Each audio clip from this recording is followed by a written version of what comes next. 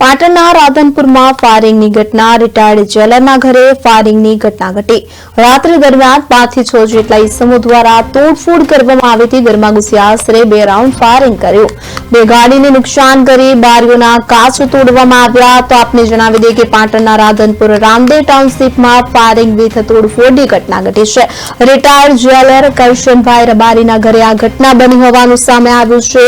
રાત્રિ દરમિયાન 5 થી 6 જેટલા ઇસમો તેમના ઘરમાં ધસી આવ્યા હતા અને આશરે 2 રાઉન્ડ ફાયરિંગ કર્યું હતું। 2 ગાડીને નુકસાન કરી બારીઓના કાચ તોડી નાખ્યા હતા અને આ ઘટનાથી સોસાયટીમાં ભયનો માહોલ જોવા મળ્યો હતો। આ બાબતે પોલીસને જાણ કરતા પોલીસે વધુ કાર્યવાહી હાથ ધરી।